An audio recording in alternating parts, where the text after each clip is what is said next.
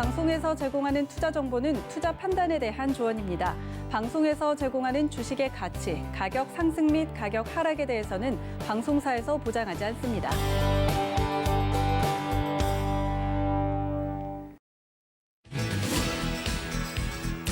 안녕하세요. 베스트 트레이딩맨 거래자들 진행의 도지은입니다. 우리 시장 이제 설 연휴를 앞두고 금요일장도 마감이 잘 됐습니다. 아무래도 박스권에서 계속 움직이고 있는 가운데 금요일장 그래도 빨간불을 켜면서 마감을 해주는 모습인데요. 외국인이 돌아와 준 것이 지수에 긍정적인 영향을 미친 것으로 보입니다. 오늘도 이번 주장 잘 마무리를 하면서 어떤 부분들도 챙겨가야 되는지 저희가 정리를 해드릴 테니까 채널 끝까지 고정 부탁드립니다. 또 본 방송에서 제공해 드릴 정보는 투자 판단에 대한 조언일 뿐 해당 주식의 가치나 수익률을 보장하고 있지는 않고요. 또 서울경제TV는 자본시장 통합법 준수하고 있습니다. 1:1 투자 상담과 유사 수신행위 등 모든 불법 사항을 엄중하게 금지하고 있다는 말씀까지 전해드리면서 베스트 트레이딩맨 거래자들 힘차게 출발합니다.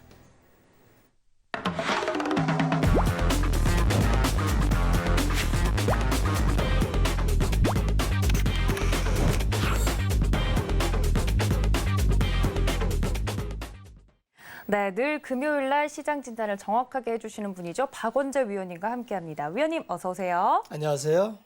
네, 위원님 나오는 날만 이제 좀 기다리게 되는데 금요일장, 진짜예요, 위원님? 그렇습니까? 네, 맞습니다. 감사합니다. 아니, 지난주 금요일은 시장이 좀 안 좋았잖아요. 지난주는 전 업종이 하락했었죠. 그러니까요. 네. 근데 그 장이 이제 이번 주부터 들어와서 좀 돌아서더니 네. 박스권에서 계속 움직이고 있잖아요. 네. 오늘 금요일장 좀 등락을 거듭하다가 상승으로 마감이 됐는데 네. 이번 주장에서 저희가 좀 챙겨가야 될 포인트가 있다면 뭘까요? 지난주 전 업종 하락할 때 제가 드린 말씀이 있는데 기억하십니까? 그때도 뭐 그렇게 크게 걱정하지 말라고. 네. 어차피 맞아요. 박스다. 아, 맞아요. 어차피 박스고 박스라는 거는 이제 상단과 하단을 움직이는 걸 박스라고 합니다. 그러면 박스라고 전해드리는 근거가 좀 필요하겠지요. 네. 지금 시장을 끌고 있는 핵심 요인이 변한 게 없다는 거죠. 지금 핵심 요인은 누가 뭐라 해도 유동성이죠. 네. 그 유동성은 연준발 유동성입니다. 연준에서 출발한 코비드-19을 극복하기 위한 재정정책, 통화정책이 지금까지 이어지고 있고 이러한 환경은 상대 가치인 채권, 금리가 변동되지 않는 한 크게 변하지는 않아요. 네. 그럼 두 가지가 해결됐죠. 금리가 오르지 않는 한 유동성 환경은 달라지지 않겠구나. 네. 요것만 갖고 좀 부족하다 그랬죠. 네. 실적이 들어가야 되는데 실적은 너무도 명확하죠. 요새 수출 실적 잘 나오죠. 1월 데이터 잘 나왔다는 얘기 들으셨죠. 네. 다 잘 나옵니다. 2, 4분기는 어떨까요? 더 잘 나오겠죠. 작년 2, 4분기가 이제 코비드-19 때문에 완전히 세상이 멈췄던 기간이었죠. 그럼 통상 우리가 이제 실적 발표를 할 때는 네. YOY나 QNQ, QYQ로 하죠. 네. 직전 분기나 전년도 동기 이렇게 비교를 하는데 그거 대비 좋아졌냐? 그래서 이제 통계라는 건 항상 비교 대상 대비 어떻다 이렇게 하는데 2, 4분기까지는 무조건 고입니다. 그러니까 실적도 문제 없죠. 네. 자, 그다음에 환율인데 환율이 좀 어수선해요. 기본적으로 환율이라고 하면은 달러 인덱스를 기준으로 합니다. 달러 인덱스로 기준으로 한다면 달러가 강하려면 달러가 강하기 위해서 미국의 체력이 좋아야 돼요. 네. 환율이라는 건 그 국가의 경제 체력인데 경제 체력이 좋다는 거는 성장률도 좋고 금리도 좋아서 해외의 자산이 그 국가로 갈 수 있는 여건이 되는 거를 네. 국가의 기초 체력이 좋다 이렇게 얘기하는데 미국이 지금 코비드-19 때문에 본원 통화를 3조 5천억 달러를 발행했다 그랬죠. 그것 때문에 요 근래까지는 달러 약세였죠. 달러 약세가 되는 게 기본이죠. 네. 두 번째는 금리가 절대 제로 금리죠. 네, 그렇죠. 그러면 달러가 강하다는 게 논리적으로 말이 안 되죠. 그러니까요. 그러니까 달러는 올라가겠지만 기초적으로 강세가기는 어려워요. 자, 그럼 다 정리됐죠? 우리가 시장을 볼 때 팩타를 제가 이제 기본적 분석에 의한 팩타를 항상 볼 때 지금은 유동성장이니까 유동성 제일 먼저, 그다음에 상대적인 금리, 실적, 환율을 봤는데 변한 게 없죠. 우리가 긴장하는 거는 이게 변할 때 긴장하면 되고요. 지금 대한민국 주식시장의 주체는 누가 말하래도 가계자금이 증시로 유입돼서 가계자금으로 매수를 하고 기관은 지금 공모펀드가 안 들어오기 때문에 비율 조정 때문에 계속 팔 수밖에 없는 구조입니다. 이게 변경되지 않는 한 계속 팔 수밖에 없고요. 외국인은 사실은 글로벌 자산 배분 전략 따라 움직이기 때문에 다 패시브 펀드입니다. 그런데 미국계 자금이 한 45% 되는데 이건 좀 장기형이고요. 유럽 쪽이 좀 단기가 많아요. 근데 유럽이 별로 상황이 안 좋죠. 네. 그러니까 유럽에서 본국송환하는 게 많습니다. 그래서 외국인도 딱히 지금은 그쪽 사정이 좋지 않기 때문에 안 들어오는 거다. 이렇게 이해하시면 될 것 같고요. 네. 결국은 이제 어느 정도 안정이 되면 달러 인덱스에 연동한 이머징 시장의 매력이 보인다면은 이제 이머징 쪽으로 올 것이다라는 게 기대인데 개인적으로는 외국인 지분이 너무 많아요. 외국인 지분이 지금도 뭐 한 30% 중반대를 가고 있는데 30% 넘기는 국가가 그렇게 많지가 않아요. 그러니까 우리나라의 주권을 우리가 갖고 있는 게 좋은데 외국인 비중이 너무 많아서 사실 외국인이 팔고 가는 거를 가계자금으로 충당해 나가는 게 개인적으로는 나쁘지 않다고 봅니다. 오늘 또 보니까 뭐 공매도 연장해서 뭐 외국인이 다 이탈하니까 뭐 이런 뉴스도 나와요. 네. 그런 거에 그렇게 겁먹지 마십시오. 자금은 돈은 냉정합니다. 자기가 먹을 게 있으면 들어오고 먹을 게 없으면 떠납니다. 그거는 우리가 뭐 붙잡고 싶다 해서 오는 것도 아니고 지금 외국인이 파는 거는 어쨌든 그 본인들이 본국에 처한 환경에 따라서 들고 나고 하는데 우리나라는 이제 외환 시장이 굉장히 입출에 제한이 없어요. 네. 이렇게 제한이 없는 나라도 없습니다. 우리가 외환 시장, 자본 시장을 개방할 때 IMF라는 특수 상황에서 개방을 하다 보니까 그들이 해달라는 대로 다 해줬어요. 그러다 보니까 여기는 본국 송환하기까지 제한이 없습니다. 뭐 한도의 제한도 없고 일일 송출량 제한도 없고 이런 거 걸어놓은 국가가 대단히 많습니다. 그래서 뭐 현금이 필요하면 대한민국이 이제 현금 인출기다 이런 얘기를 하는 게 네. 편해서 그래요. 유동성은 많고 여기는 유동성이 굉장히 그러니까 거래가 굉장히 잘 되는 증시예요. 거래가 안 되는 국가에선 그렇게 현금화하기가 쉽지 않은데 최근에 시장을 한번 보면은 걱정하지 말라는 이유 2를 말씀을 드리면 시장의 에너지는 보통 거래량이나 거래 대금으로 측정을 하는데 요새 거래 대금이 얼마인지 아시죠?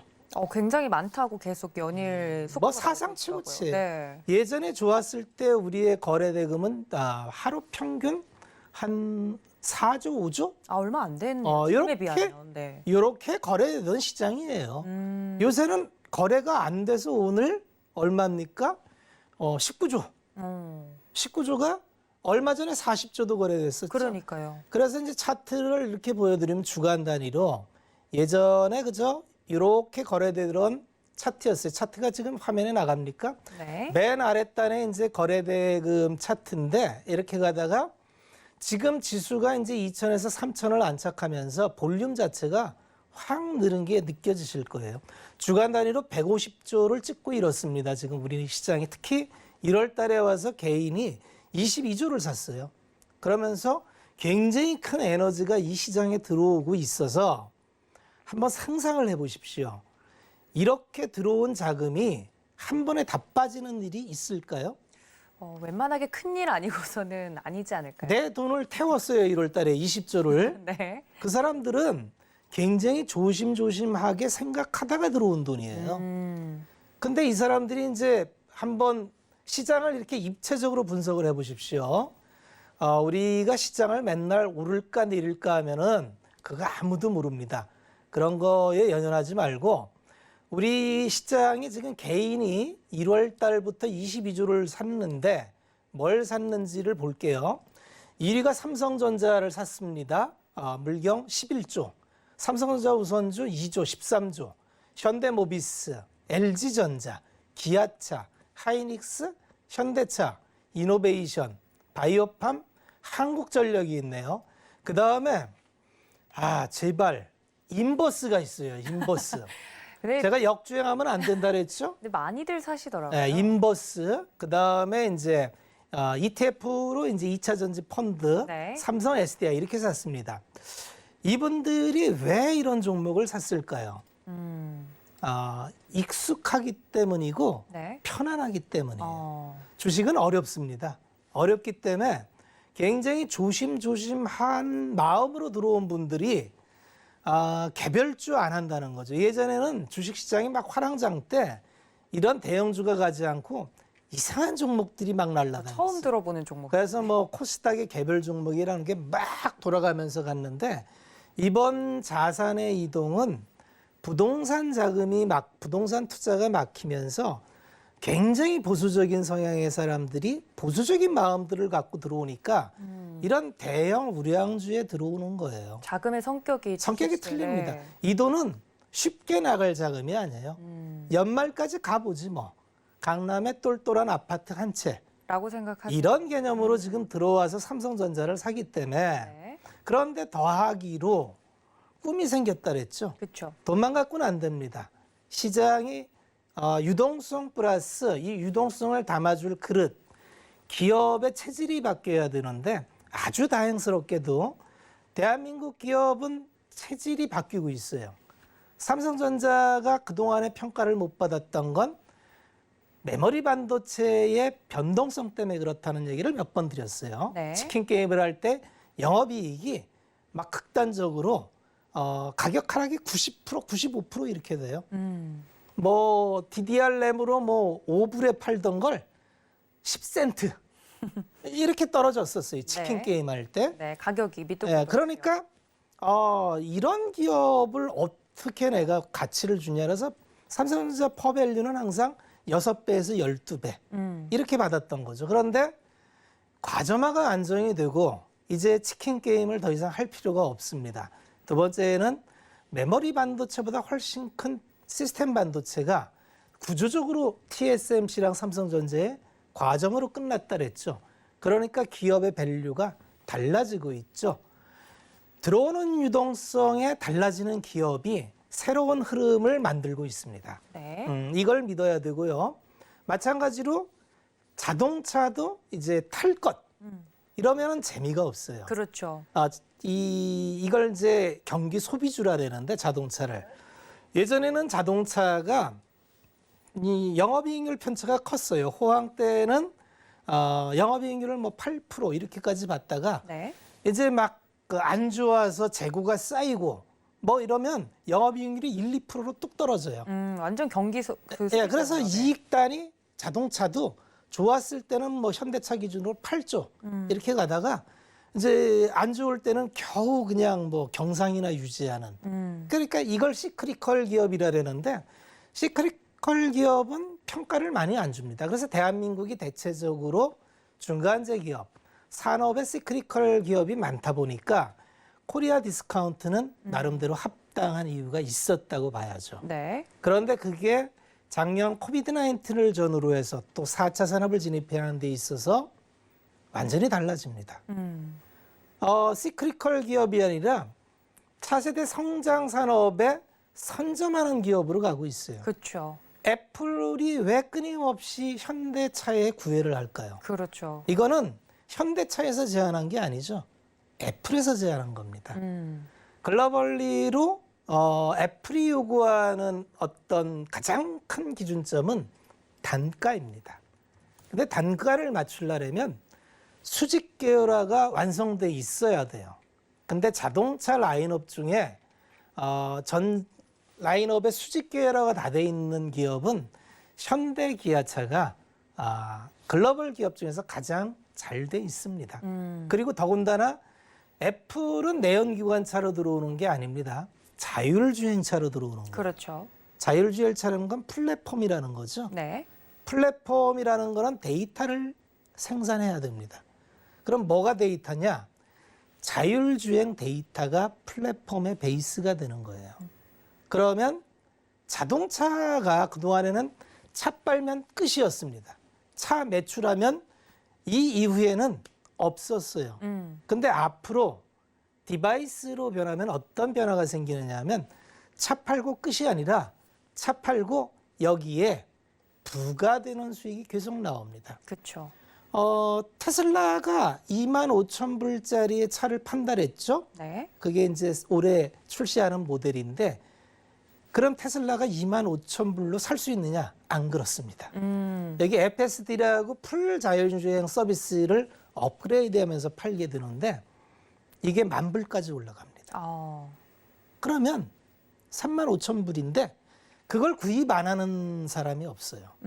테슬라를 탄다는 거는 자율주행을 누리기 위해서 타는 거기 때문에 그렇죠. 그리고 이거를 지속적으로 업데이트를 시켜줍니다. 그리고 계속 데이터가 쌓이면서 이 데이터가 소위 얘기해서 클라우드에 넘어가서 플랫폼 기업의 가치가 됩니다.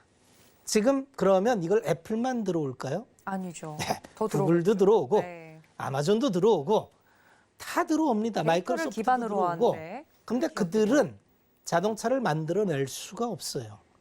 기존의 자동차 회사하고 손을 잡아야 되는데 아주 우리나라 기업이 천운이 맞는 게 현대는 스스로 제네시스를 브랜드화시켜서 플랫폼을 스스로 만들고자 해요.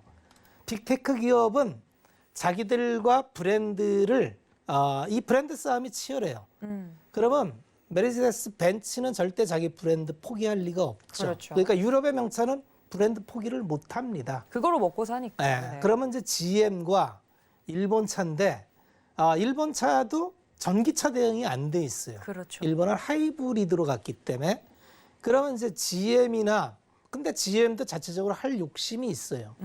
현대는 기아랑 이중 듀얼 밴드를 갖고 있어요. 그래서 자연스럽게 기아가 이 역할을 맡고 현대는 브랜드로 가고 이게 투트랙 전략이 가능합니다. 그래서 요새 기아차가 훨씬 많이 간 게 기아차는 그러면 플랫폼 기업이 될 확률이 높아요. 왜냐하면 빅테크 기업과 그들이 갖고 있는 굉장히 강력한 소프트웨어와 그 플랫폼 가치의 비즈니스가 공유될 수 있다면 이건 엄청난 가치 상승입니다. 이게 어떻게 전개될지는 모르지만 지금은 그 꿈을 꾸는 초입에 있는 거고요. 그렇게 본다면 이 기업이 앞으로 5년 후에 이제 자율주행은 25년을 대비해서 가니까 5년이 남았습니다. 네. 5년 후에 어떤 모습으로 변할지는 모르겠지만 예전에 한번 그런 얘기했죠. 꿈을 꾸는 동안은 행복하다고. 그렇죠. 네, 꿈을 꿀 수 있습니다. 꿈꾸는 동안 주가는 여간해서 일반 우리 투자자분들이 걱정하는 많이 올랐잖아요. 그렇죠. 뭐가 제일 두려워요? 떨어지는 거요. 샀는데 꼭지에 샀을까 봐.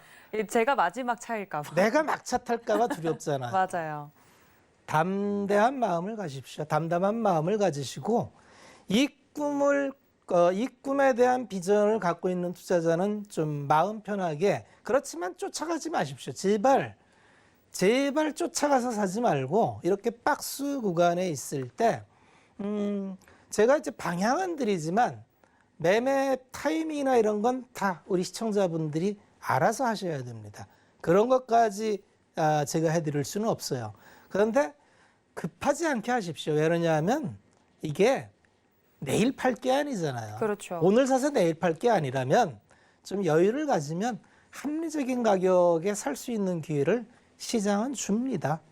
편안하게 한번 시장을 바라보십시오. 알겠습니다. 박스권에 갇혔다 뭐 이런 표현을 쓰는데 누군가에게는 이 박스권이 기회가 될 수 있겠다라는 이야기를 해주시면서 최근 시장 동향에 대해서 이야기를 해주셨습니다. 여러분들 노란톡 활짝 열어두고 기다리고 있으니까요. 서울경제TV 배트맨 검색하시고 들어오시거나 QR코드 통해서 입장 가능하니까 많은 참여 부탁드리고요. 저희 박원재 위원님과 함께하고 있지만 이 1시간이 너무 짧다 하시는 분들을 위해서 내일 오후 1시입니다. 저희 위원님께서 무료 온라인 방송도 준비를 하고 계시다고 하니까 내일 오후 1시 잊지 마시고 서울경제TV 더하기 채널로 놀러와 주시면 이런 이야기들 더 추가적으로 들으실 수 있을 겁니다. 참고 부탁드리도록 할게요. 자, 그렇다면 오늘 금요일장 등락을 좀 거듭을 했는데요. 여러 가지 이슈들이 있었습니다. 오늘장을 장식한 이슈들 함께 만나보시죠. 네, 두 가지 이슈를 준비를 했는데요. 첫 번째 이슈는 저희 박원재 위원님께서 이야기를 해주셨던 것처럼 자동차 관련된 이슈입니다. 증시를 달구고 있는 미국의 이 조지아 테마주 관련해서 이야기를 좀 나눠볼 텐데 관련 주가들의 전망에 대해서 좀 여쭤보고요. 두 번째는 박원재 위원님의 2월 투자 전략과 관심 종목도 여쭤보도록 하겠습니다. 네, 두 가지 이슈를 좀 빠르게 짚어보도록 할 텐데요. 또 공교롭게도 첫 번째 이슈가 자동차 관련된 이슈예요, 위원님. 그러네요. 네, 애플카 미리 선견지명을 가지고 이야기를 하신 줄 알았어요. 어쩌다 보니까 이제 한 거지 선견지명은 없습니다. 그랬군요. 네. 근데 시장에 워낙에 이 자동차주가 굉장히 싱싱 달리고 있기 때문에 나는 자동차는 안 봐 하시는 분들도 볼 수밖에 없었던 한 주였던 것 같긴 해요. 그렇죠. 그렇죠. 네, 애플카라든지 뭐 그것과 관련해서 계속 관련된 종목들이 튀어오르고 있는데 조지아 관련주라는 이제 조지아 테마주가 좀 형성이 됐다는 이야기입니다. 기아와 애플의 이제 협력 소식이 이틀간 지금 전해지면서 생산 시설로 급부성한 지역이 바로 이 조지아주라고 합니다. 관련된 종목들이 계속 뭐 이틀 연속 상한가에 가는 종목도 있고요. 계속해서 증시를 뜨겁게 달구고 있다고 하는데 이 테마주에 대해서는 어떻게 보세요, 위원님? 흐름을 좀 이해하셔야 돼요. 이거는 이제 테마로 접근하시기보다는 우리가 왜 조지아주에 있는 거를 주목해야 하는가. 그렇죠. 미국의 스탠스는 자국 우선주의가 안 바뀝니다. 그렇죠. 미국은 이제 예전에 우리가 소비를 해주고 전 세계에서 미국으로 수출을 하면 미국은 달러 찍어서 소비를 하고 모두가 공존하는 골디락스 시대에는 지났다 그랬죠. 미국이 이제 재정 적자와 무역 적자가 쌓이면은 항상 이걸 해결하기 위해서 여러 가지 조치를 취합니다. 80년도 말에 일본을 상대로 해서 환율 전쟁을 벌였던 게 그 일환이고요. 이게 극단적으로 미국이 재정과 무역 적자가 쌓이면은 이걸 털어내기 위해서 이제 보호주의로 적당히 회귀를 하는데 지금이 그때입니다. 그런데 이제 4차 산업과 맞물려서 미국은 자율주행차를 해야 돼요. 그렇죠. 해야 되는데 미국이 자체적으로 하기는 어렵습니다. 그러니까 인프라를 가진 기업들이 미국에 와서 뭘 해주기를 바래요. 너네가 만들어봐라. 근데 아주 또 이게 우리 기업들이 정말 이게 운이 잘 맞아요. 예전에 2011년도에 현대와 기아는 미국 시장 공략을 위해서 현대차는 알리바바에, 기아차는 조지아에 공장을 세워놨습니다. 그래서 연산으로 한 35만 대 수준의 공장을 이미 가동 중이에요. 그런데 잘 못 팔았어요. 영업이 잘 안 됐어. 그러니까 거기에 따라갔던 부품 회사들이 고생을 많이 했습니다. 지난 7, 8년 동안 매출이 잘 안 나오니까 뭐 한 50만 대 팔 줄 알았는데 뭐 한 25만 대, 30만 대 이렇게 팔리니까 당초에 생각했던 고정비 카바 이상이 안 나오니까 뭐 적자도 좀 누적되고 뭐 이렇게 어려움을 겪었는데 네. 세상이 달라진 거예요. 그렇죠. 그렇게 오랫동안 고생했던 기업이 이거 봐라 이렇게 되는 거죠. 제가 왜 우리나라 기업이 될 확률이 많냐 하면 다른 기업은 이제 그 미국에 뭘 하려면 어차피 유럽에 있는 공장이 수출 못 합니다. 그렇죠. 일본에 있는 공장이 수출 못 해요. 미국 현지에서 생산을 해야 되는데 현대 기아차는 있어요, 거기. 공장이 이미 있으니까요. 네. 그래서 거기에 그냥 뭐 라인 하나 더 해도 되고 그러니까 이거는 확실한 수혜입니다. 그러니까 요즘에는 이제 기존에 있던 기업은 확실한 수혜로 가는 거고 요새 나오는 건 이제 뭐 투자를 하겠다라고 발표하니까 빵빵 뛰어요. KB오토시스나 뭐 화성 RNA나 이런 기업들이 뛰는데 요거는 뭐 이제 투자를 하겠다는 목적으로 뛰는 거니까 좀 테마로 보는 게 좋을 것 같고요. 기존에 계속 거기서 사업을 했던 기업들은 앞으로 대단히 기업 자체가 좋아질 확률이 많습니다. 물론 애플카가 먼 훗날의 얘기예요. 아주 멀리 있는 얘기인데 실질적으로 내연기관에서 전기차로 넘어가면서 이제 내연기관 부품은 좀 없어지는 거, 새로운 거, 트레이드 오브 관계가 있는데 내연기관에 쓰나 뭐 전기차에 쓰나 똑같이 들어가는 부품들이 제법 있습니다. 셰시류나 뭐 이런 것들. 겹치는 부품들이요. 이런 기업들은 괜찮습니다. 요새 올라가는 게 대체로 그런 기업들이죠. 그래서 이 기업들은 앞으로 좋아질 게 지금 선반영되고 있는 겁니다. 그리고 비교를 해보면 비싸지 않습니다. 항상 주식 투자할 때 기본은 좋은 기업을 싸게 사야 됩니다. 좋은 기업인데 비싸면은 보내줘야 됩니다. 근데 미국 현지에 있는 기업들은 그렇게 요새 많이 올랐는데 그렇게 비싸 보이지 않습니다. 그런 관점에서 한번 바라보시면 좋은 투자 아이디어가 되겠다. 이렇게 말씀을 드리겠습니다. 알겠습니다. 뭐 테마주라고 이야기가 나왔지만 확실한 방향성을 보여주는 이 흐름에 있어서는 굉장히 좀 눈여겨볼 만한 테마주가 아닌가라는 이야기를 해주셨습니다. 앞서서 이렇게 자동차 관련된 이야기는 자세히 해드렸으니까요. 첫 번째 이슈는 여기서 좀 마무리를 짓고요. 두 번째 이슈로 좀 넘어가 보도록 하겠습니다. 이번 주에 저희 배트맨 방문해주신 위원님들에게 계속 여쭤보고 있거든요. 2월 투자 전망과 앞으로 좀 어떤 종목군들의 눈여겨봐야 되냐 이런 이야기를 하고 있는데 뭐 사실 박원재 위원님께서 2월만 저희가 거래를 할 건 아니잖아요. 그렇죠. 그렇죠. 근데 1월까지 좀 우리 시장이 쉬지 않고 랠리를 펼쳐오다가 이제 좀 박스권에 들어왔으니 설 연휴 전후로 해서 어떤 전략을 좀 해야 앞으로 좀 편안하게 트레이딩할 수 있을까 많은 분들 궁금하실 것 같거든요. 우리 시장이 지금 굉장히 좋다는 게요. 네. 과거에는 이렇게 유동성장이 펼쳐지고 좋았던 장에서도 특정 섹터만 갔어요. 아, 네. 특정 섹터만 아주 열심히 달리고 나머지 그러니까 양극화가 굉장히 심했었는데 요즘도 양극화가 있습니다만 그렇죠. 섹터가 굉장히 많죠. 그렇죠. 그렇죠. 성장주와 가치주가 같이 갑니다. 실적이 좋으니까 가치주도 가고 성장주도 갑니다.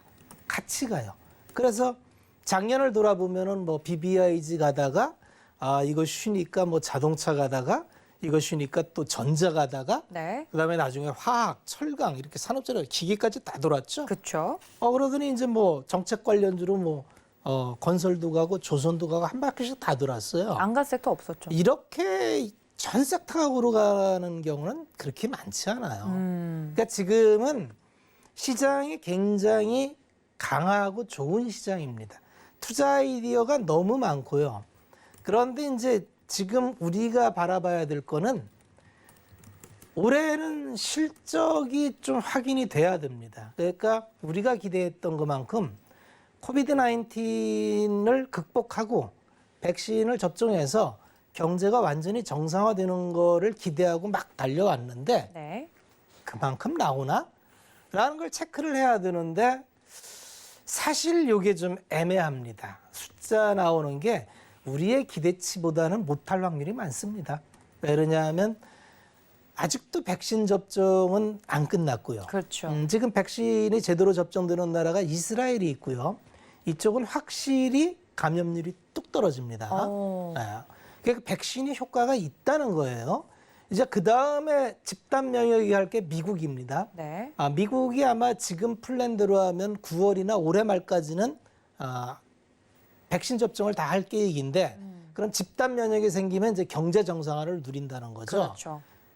그러면 올해는 경제가 활성화되긴 좀 어렵겠죠. 그렇죠. 계속적으로 봉쇄도 맞아야 하고 되니까요. 네. 우리도 여전히 5인 못 모이잖아요. 그렇죠. 이런 게 영향을 미칩니다. 그래서 개인적인 생각으로는 이제 설 지나고 나서 보면은 숫자를 체크해 보니까 생각보다 좀 그렇게 좋지는 많이 올랐잖아요. 네. 기대감은 많이 올랐는데 이보다 더 좋으려면 더 좋은 숫자가 나와야 되는데 그 숫자는 안 나올 것 같아요. 그러면 성장주가 다시 프리미엄을 받을 확률이 많습니다. 그래서 요거는 선택이니까 이건 네. 그냥 제 개인적인 견해입니다. 네. 그래서 투자자는 항상 어떤 시나리오를 정해놓고 어떤 그 시나리오 하에서 움직여야 됩니다. 그래서 이러한 시나리오도 있구나라는 참조사항으로만 생각을 하시면 좋을 것 같습니다. 알겠습니다. 풍부한 유동성 때문에 뭐 실적주, 여러 가지 종목들 안 간 종목들이 없다고 할 수 있을 정도로 대부분의 종목들이 튀어오르는 시장 속에서 뭐 여러 가지 종목들이 있지만요. 실적주보다는 앞으로 가치주 쪽에 조금 더 성장주 쪽에 조금 더 힘을 실어주는 흐름이 나오지 않을까라는 개인적인 견해까지 덧붙여서 이야기를 해주셨습니다. 이 점까지 참고 부탁드리고요. 그리고 여러분들 노란톡 활짝 열어두고 있겠습니다. 서울경제TV 배트맨 검색 정확하게 하시고요. QR코드 통해서 입장 가능하니까 많은 참여 부탁드리도록 하겠습니다. 자, 그렇다면 저희는 좀 더 자세한 종목 이야기죠. 마켓 트렌드 시간으로 돌아올게요. 잠시만요.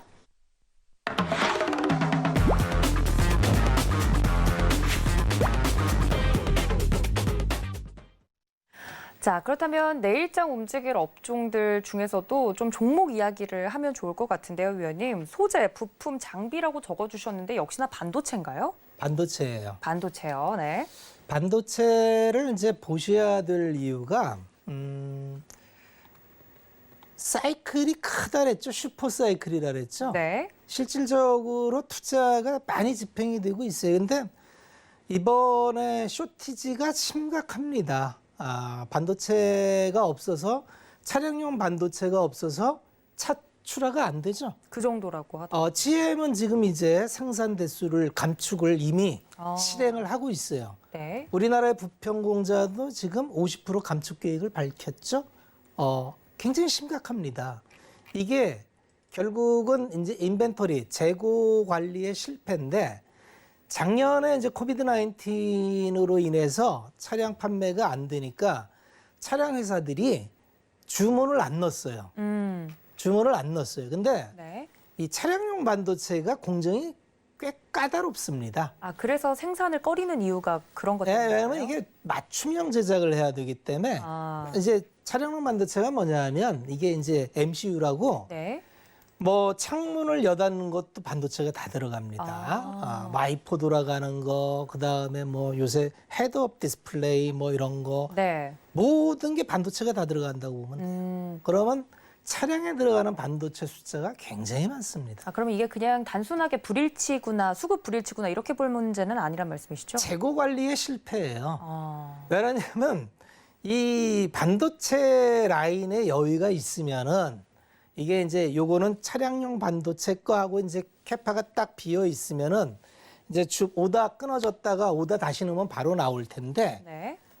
요새 반도체 특히 시스템 반도체 쪽은 1년치 일감이 쌓여 있어요. 그러니까 주문을 넣어도 받지를 못합니다.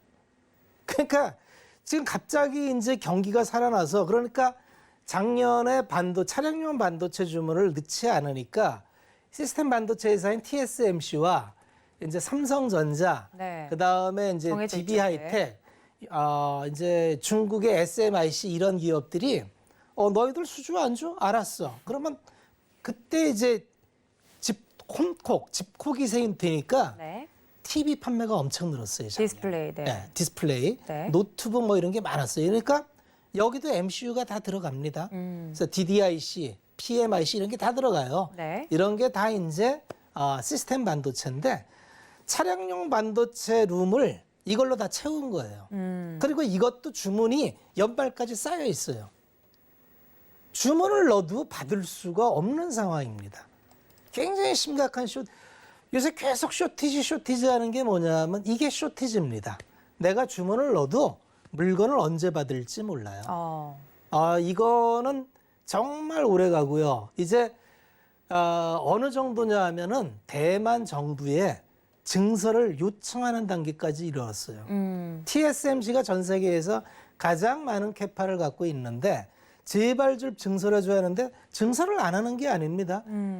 TSMC가 올해 130억 달러. 네. 돈을 들여서. 네, 13조. 130억 달러. 130억 달러. 네.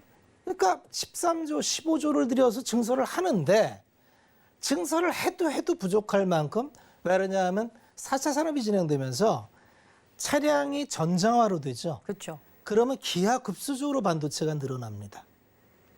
이해하시죠? 네. 기하급수적으로 수요가 늘어나는데 공급은 과점화가 완전히 돼서 할 수가 없습니다. 그러면 이 차량용 반도체 문제가 좀 해결되려면 얼마나 시간이 걸릴지도 궁금한데. 연말까지 가야 될 걸로 봅니다. 아, 그럼 한 1년 정도? 네, 지금부터 열심히 증설을 해도 어. 이게 무슨 뭐 그 새벽 배송처럼 내일 반도체 좀 갖다 주세요 한다고 오는 그런 물건들이 아니에요. 네, 반도체도 로켓 배송은 안 되네요. 네. 증설을 해야 되고 테스트도 해야 되고 뭐 그래서 그렇게 하다 보면은 최소한 반년입니다. 그럼 관련된 종목들도 그 정도까지는 1년까지는 계속 갈 수 있다는 말씀이신가요? 문제는 이게 여기서 끝나지 않고 계속 2월 될 거예요. 수요가 계속 늘어납니다. 그렇죠. 왜냐면 그동안에도. 제일 문제가 전기차가 너무 빨리 늘어나요. 작년에 순수 전기차 판매 대수가 1.300만 대, 그러니까 130만 대밖에 안 돼요. 네, 정부에서 물론 지원도 늘리고 있고요. 하이브리드까지 하면 400만 대 되지만 이 전기차라는 건 이 반도체 먹는 하마라고 보시면 됩니다. 모든 게 반도체예요. 근데 이게 기하급수적으로 올라갑니다. 반도체를 끊임없이 달라낼 거예요. 그래서 삼성전자가 제가 달리 봐야 된다는 근거이기도 합니다. 아, 네. 예전처럼 메모리 반도체 뭐 재고 떨어져서 쇼티지 났어요. 재고 증설해가지고 공급 과잉이에요. 이 사이클을 벗어나서 이제 굉장히 스테디하고 안정적인 수요처가 나와서 여긴 단가 인하가 없습니다. 꾸준히 올라갑니다.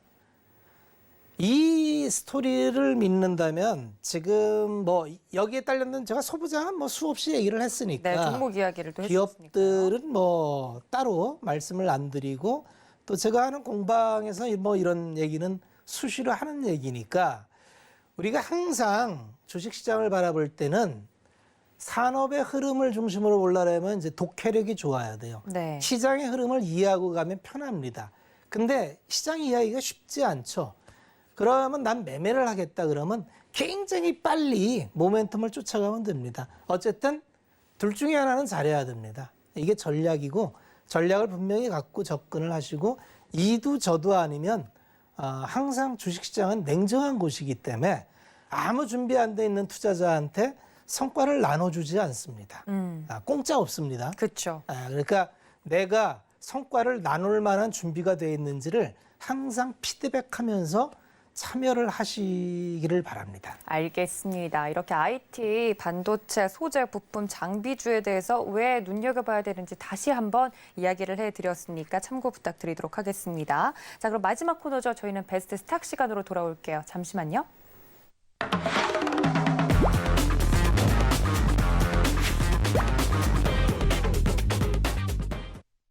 네, 언제나 쉽고 이해하기 쉽게 또 이야기를 해주시는 저희 박원재 위원님이신데요. 베스트 스탁 시간에는 종목 하나를 이제 분석을 해주실 예정이기 때문에 어떤 종목을 또 눈여겨보셨는지 궁금하네요. 건설을 얘기를 해야 될 것 같아요. 그렇죠. 건설 이제 공급 계획에 대해서 정부가 발표를 했었죠. 어제 발표를 했는데 좀 말이 많죠? 네. 여러 가지 말이 또 네, 나옵니다. 83만 호를. 83만 네. 가구, 수도권에 35만 가구, 뭐 숫자가 중요한 게 아니고 네. 항상 시장은 이제 이해를 하셔야 됩니다. 이해. 정부는 갑자기 왜 스탠스를 바꿨을까요? 그 전에 하던 방법으로는 잡히지 않아서 그랬던 거 아닐까요? 그렇습니다.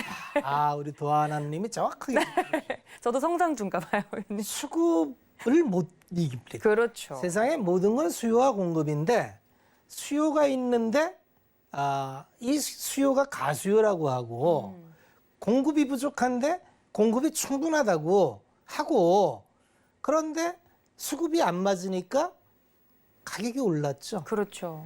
그러니까 이제 이걸 바꿔야 되는데 어떻게 바꾸지 하다가 네, 수요를 없앨 수는 없으니까. 그래서 이제 이런저런 이유로 이제 네. 바꿔서 어제 여러 가지 이제 아이디어로 해서 공급을 쏟아낸다는 얘기입니다. 그런데 이제 또 실행 계획을 보면 몇 가지 의아한 부분은 있습니다. 중요한 거는 항상 뉴스를 볼 때 이게 끝이라고 보면 안 됩니다. 흐름 중심으로 이해를 하시면 어제 건설주가 꽤 하락을 하고 오늘까지 낙폭이 이어졌는데 이건 뭐냐면 시장이 요구하는 거하고 많이 차이가 난다. 아마 이런 의미일 거예요. 네. 뭐냐면 아니 이거를 공공주도로 할 수 있다고 이런 거죠. 그렇죠. 예, 가능하다고? 이거를 토공하고 주공하고 해서 85만 가구를 채운다고? 저는 개인적으로 궁금한 게 그럼 가능했으면 왜 미리 안 했을까 하는 생각 들더라고요. 아, 만약에 네. 이제 어떤 지역을 설정해서 지금은 이제 그 인가 계획을 잡아서 하려면 동의를 정확하게 기억을 못 하겠네요. 몇 프로 이상 토지주의 동의를 받아야 되는데 그렇죠, 이걸 좀 그렇죠. 낮추겠다는 거예요. 한 60% 동의만 받으면 할 수 있겠다라는 건데 자, 60%든 이게 중요한 게 아니고 네. 토지주가 이익이 안 나는데 동의할까요? 보통 이익 안 나면 안 할 것 같은데요. 그렇습니다. 그게 상식이에요. 그렇죠. 그러면 어떠한 방법을 써서든지 이익이 나야 됩니다. 초과이익 그렇죠. 환수로 어떻게 뭐 하고 공공지에 체납을 하든지 음. 어쨌든 출발점은 토지주의 동의를 얻어야 됩니다. 그래서 그들이 기꺼이 내가 주면 이익이네 라고 이렇게, 해야 네. 이제 받는 이게 이제 지주 작업인데 네. 이게 굉장히 시행사에서 사업지 선택해서 하는 제일 힘든 작업입니다. 이거 하면 이제 그다음부터는 일사천리로 가는 거예요. 그렇죠. 허락만 받으면. 이제 뭐 다 동의했으니까 뭐 선 긋고 시공사 선정하고 아라라 한 다음에 분양하고 맞아요. 끝나는 거예요. 네. 이게 제일 힘듭니다. 이걸 누가 합니까? 음. 이게 공공 부분에서 가능할까요? 이해관계가 팽배하게 대립을 하는데.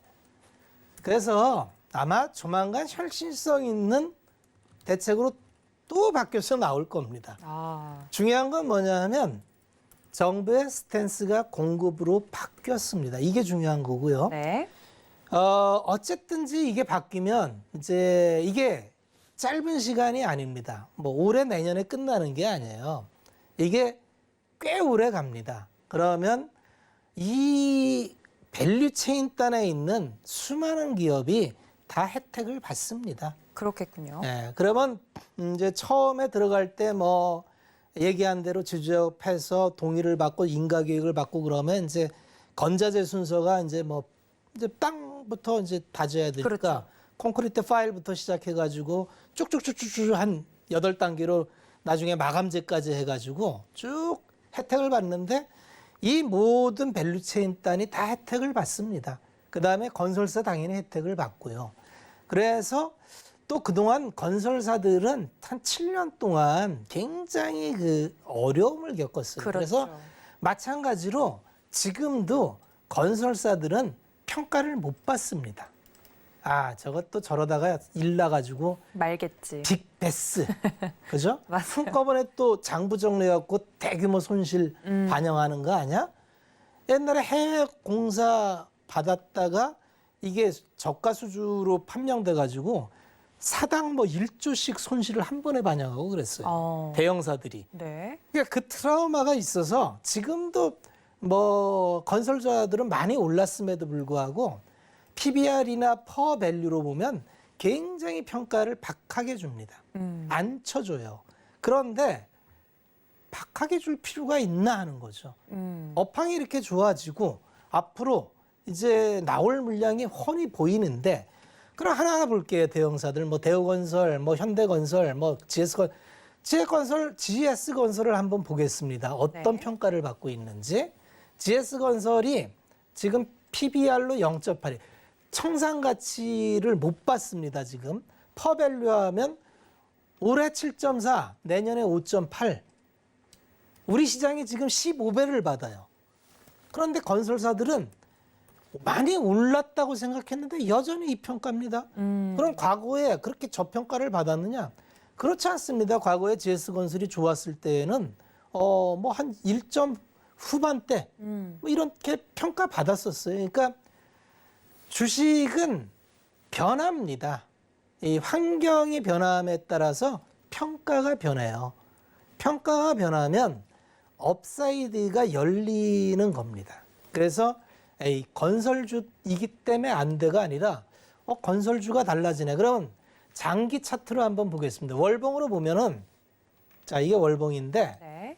자 이게 건설주 예전에 보면은 GS건설이 2000년 중반에 건설주가 정말 좋았죠. 그때 차이나 스토리 가면서 해발, 중동발 다 터져가지고 18만 원 갔던 주가가 아주 지금 18년에 18만 원 갔던 주가입니다. 계속 2, 3만 원대 눌러 있다가 이제 4만 원 왔습니다.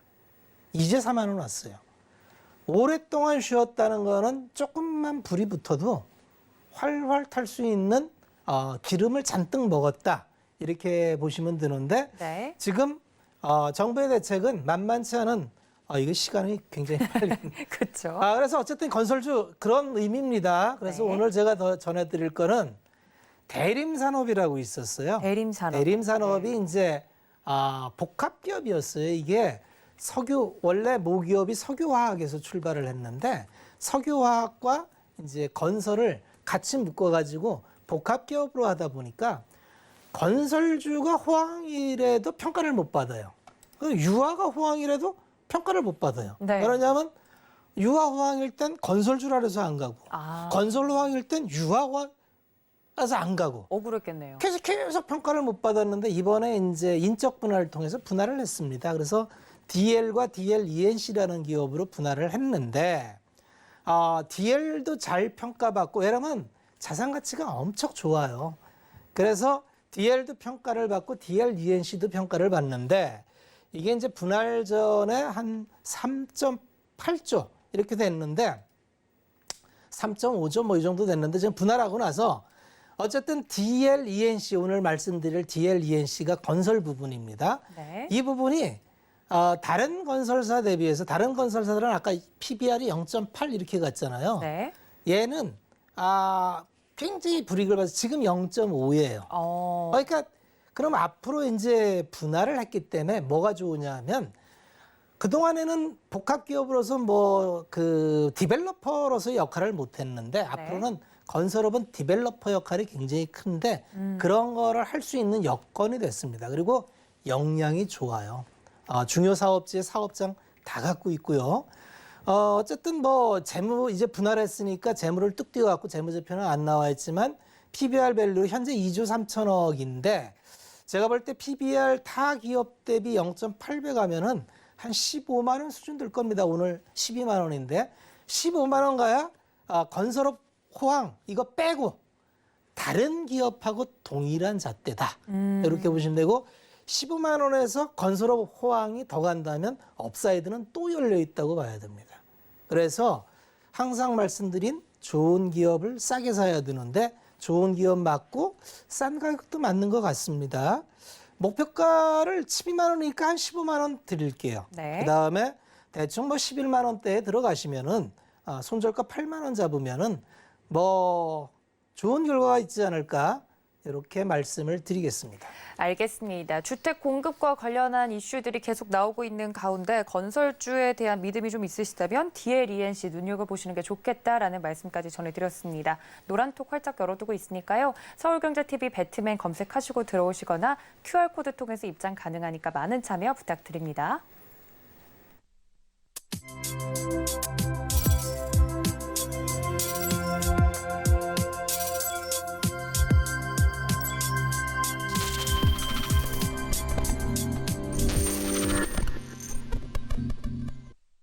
네, 오늘도 1시간 동안 유익한 이야기 전해주신 저희 위원님께 감사 인사드리겠습니다. 위원님 고맙습니다. 또 본 방송에서 제공해드린 정보는 투자 판단에 대한 조언일 뿐 해당 주식의 가치나 수익률을 보장하고 있지는 않고요. 또 서울경제TV는 자본시장 통합법 준수하고 있습니다. 1:1 투자 상담과 유사 수신행위 등 모든 불법 사항을 엄중하게 금지하고 있다는 말씀까지 전해드리면서 저는 잠시 뒤에 심야상담소에서 다시 인사드리겠습니다. 시청해주신 여러분 고맙습니다.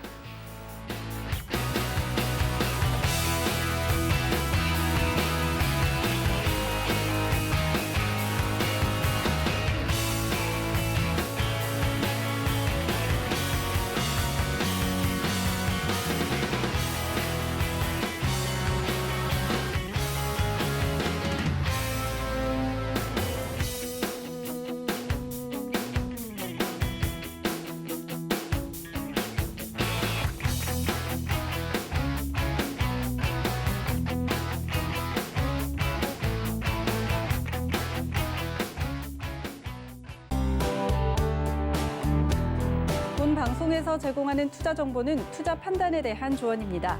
방송에서 제공하는 주식의 가치, 가격 상승 및 가격 하락에 대해서는 방송사에서 보장하지 않습니다.